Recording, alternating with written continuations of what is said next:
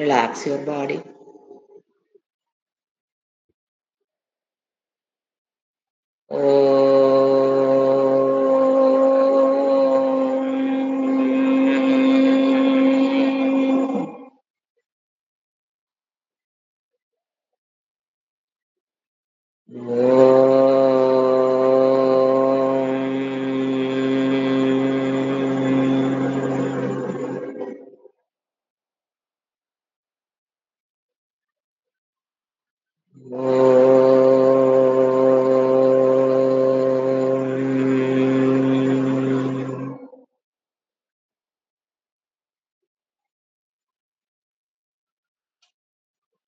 உடல் அமைதி.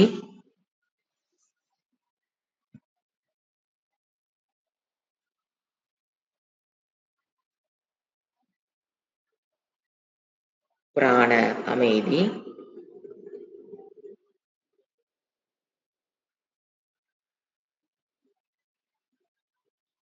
மன அமைதி.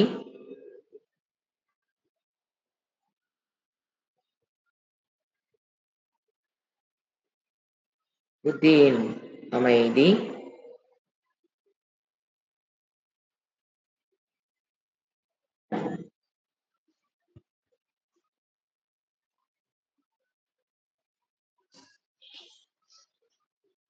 மனதிற்கு பாவனைகளை கொடுத்தல்.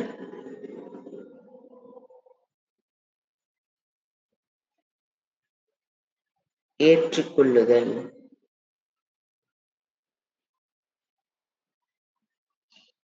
acceptance.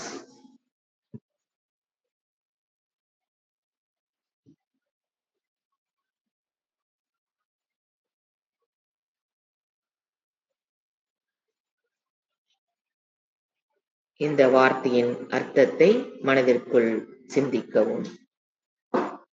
Repeat the words.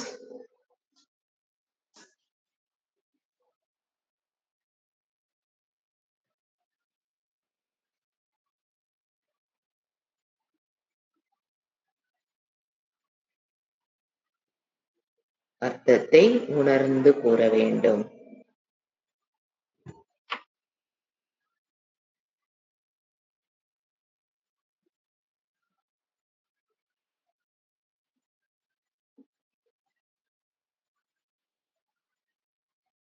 அசங்கோகம்.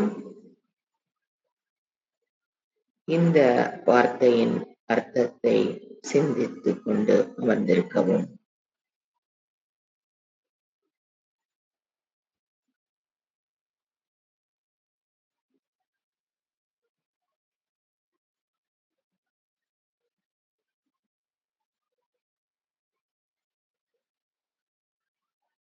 சாந்தோகம்.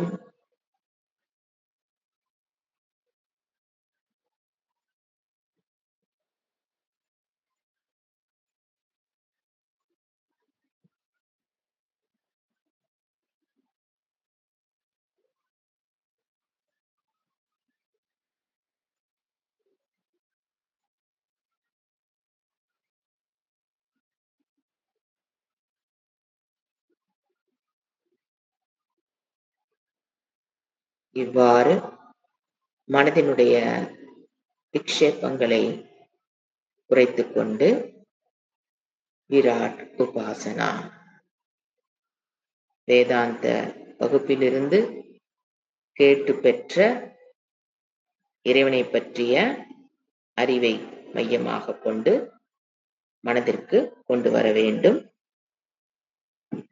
அந்த அறிவுடன் இந்த உலகத்தை பார்க்கும் பொழுது இந்த உலகமும் ஈஸ்வரனும் ஒன்றாக உணர்வோம்.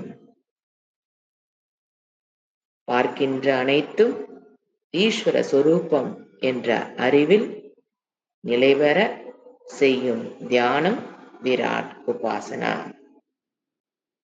விராட் என்பது நம் கண்முன் தெரியும் அனைத்தும் இறைவனே என்பதுதான் விராட்.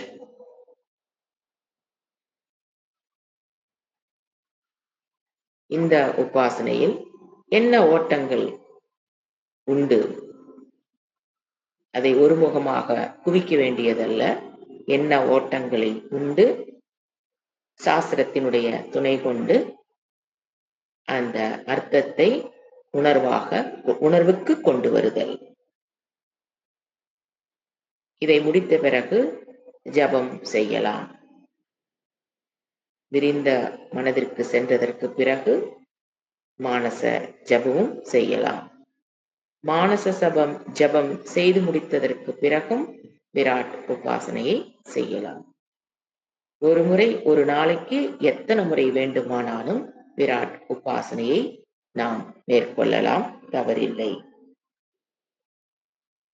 எதற்கு மனதை விஷாலப்படுத்துகிறோம் என்றால், விஷாலம் ஆக ஆக மனதில் இருக்கிற ராகத்வேஷங்கள் குறைய ஆரம்பிக்கும்.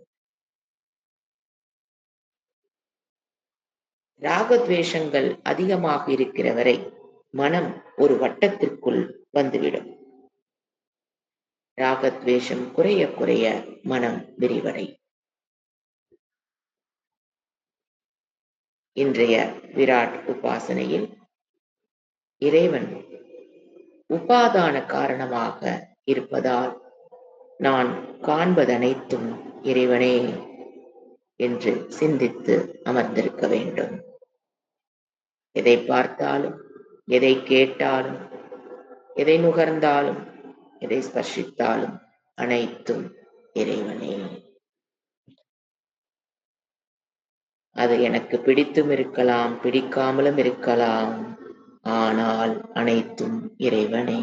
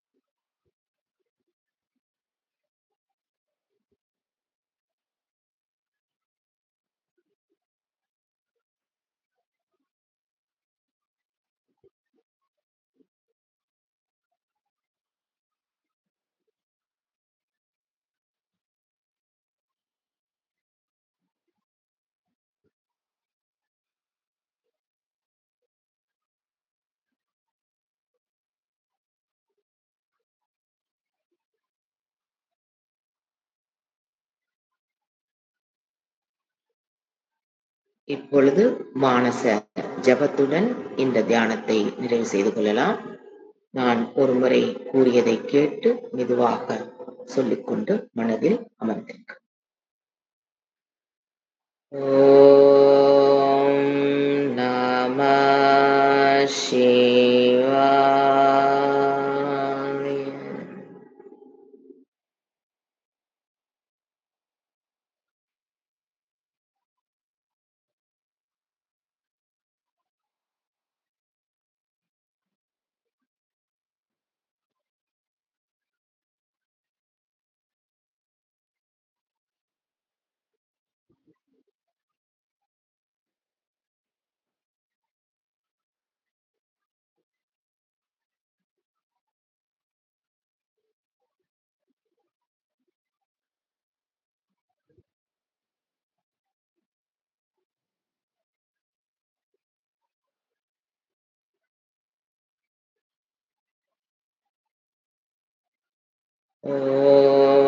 शान्ति शान्ति शान्तिः।